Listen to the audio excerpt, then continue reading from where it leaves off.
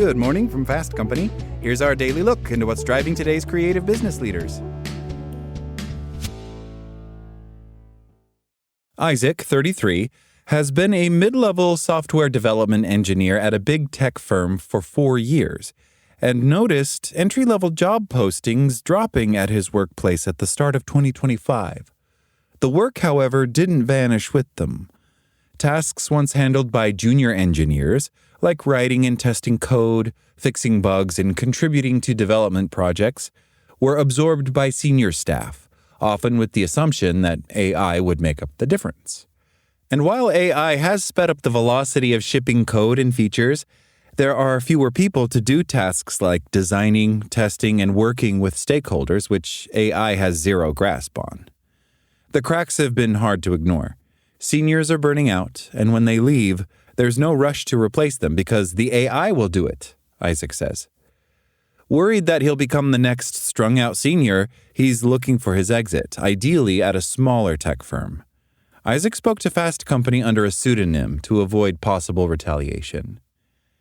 The shift was striking, given how recently corporate America was courting Gen Z with fanatic fervor. Organizations raced to prove they understood younger employees. They flooded LinkedIn with thought leadership on the multi-generational workplace of the future and retooled benefits programs to include wellness stipends and mental health days. Reverse mentorship programs, through which younger employees share knowledge and perspectives with more senior colleagues, touted by companies like Target, Accenture, and PwC, promised to give junior employees a voice in shaping culture and strategy.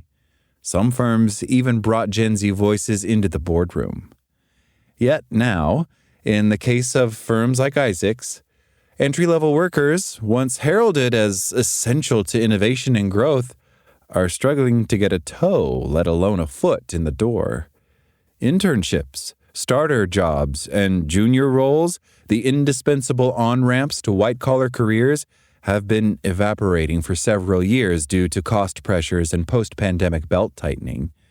Since 2023, entry-level job postings in the U.S. have sunk 35%, according to labor research firm Revelio Labs. The advent of AI is accelerating the entry-level apocalypse. 2/5 of global leaders revealed that entry-level roles have already been reduced or cut due to efficiencies made by AI conducting research, admin, and briefing tasks, and 43% expect this to happen in the next year. While there's steady hiring or even growth in the skilled trades, we're seeing entry-level vacancies fall significantly in tech and customer service and sales roles, says Mona Morshed, founder of the workplace development nonprofit Generation. Being in the business of training and placing people into entry-level roles, we find it deeply concerning. Graduates are clearly not okay, but neither are the companies that decided they could do without them. AI at work, the supercar with no driver. The logic was seductive in its simplicity. Cut costs, move faster, shrink training budgets, let AI and a leaner workforce handle the rest. In reality, it's producing something else entirely. Flattening teams with little agency, endless cycles of rework, and exhausted senior employees juggling all task levels at once. One Redditor who posted about how their company has stopped hiring entry-level engineers received hundreds of other responses as others chiming in with similar stories. One commenter noted, "Not sure what the plan will be after the knowledge transfer is over." Isaac has watched this dynamic unfold firsthand. Leaders at his company see AI as a force multiplier and are fixated on shipping features quickly. Isaac can see their point. AI can straight up write better, faster, more legible code than most developers, he admits. However, he points out, any seasoned engineer knows the hard part isn't writing the code, it's the design and testing. Yet there's far fewer people to delegate this work to, so senior developers are left to do this on their own. Compounding the problem is the fact that AI doesn't understand the problem it's meant to solve. Left unchecked, it can go rogue. Isaac recalls multiple instances of chatbots deleting production stacks, unprompted, because they couldn't figure out how to solve an issue. Without an expert who knows how to prompt and guide it, AI is just a supercar with no driver, he says. The team has seen their workload steadily increase in line with automation, so the time savings it creates have had little impact. Many seniors have checked out, with several burned-out engineers signed off for medical leave. Research from the project management platform Asana underscores this growing efficiency illusion. While 77% of workers are already using AI agents and expect to hand more off to them in the next year, nearly two-thirds say the tools are unreliable, and more than half say agents confidently produce incorrect or misleading information. The result is time down the drain. A U.S. study found that employees are spending an extra 4.5 hours a week fixing AI work slop. AI can make work look faster on the surface, but it can also create a lot of cleanup work, double-checking outputs, correcting errors, and redoing steps that were based on faulty information, Mark Hoffman, Asana's work innovation lead, tells Fast Company. When something goes wrong, accountability is murky, he adds, and the responsibility often falls back on the employee to catch errors, explain outcomes, and manage the risk. It's driving up already record high levels of burnout. 77% of knowledge workers say their workloads are unmanageable, and 84% are digitally exhausted.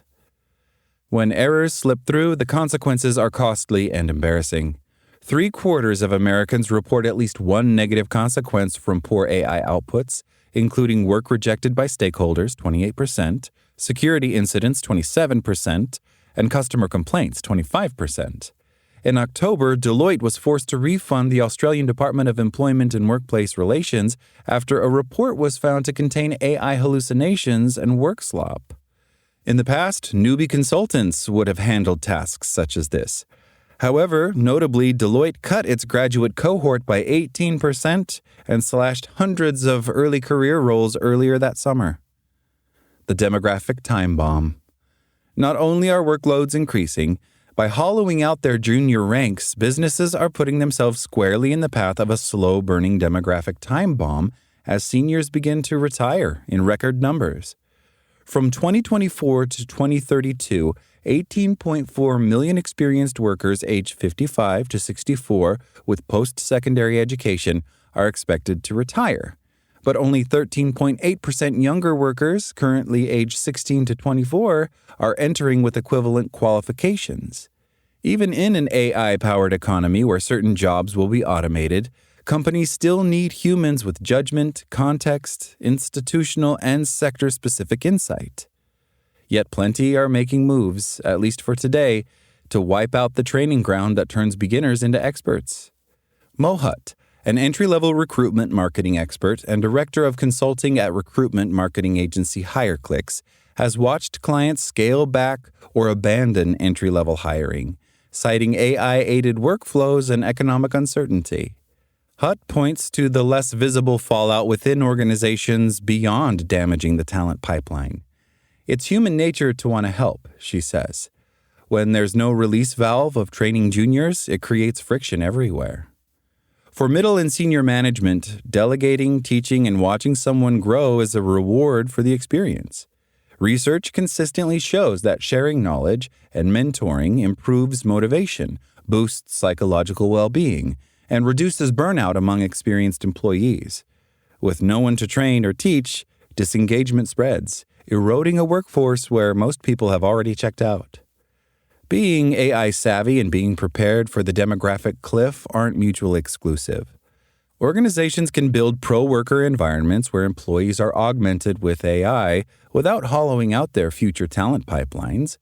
PwC, admittedly another firm which has been open about its cuts to entry-level recruiting, at least in the UK, is experimenting with what that balance could look like by training junior accountants to become managers of AI.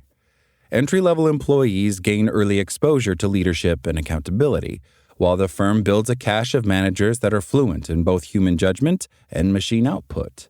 It's proof that efficiency and succession planning can coexist.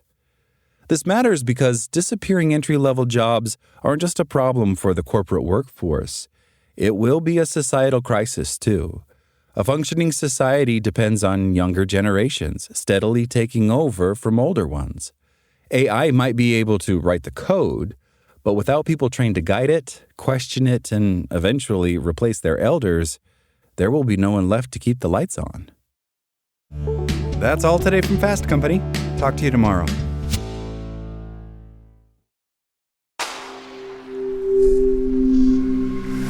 SpokenLayer.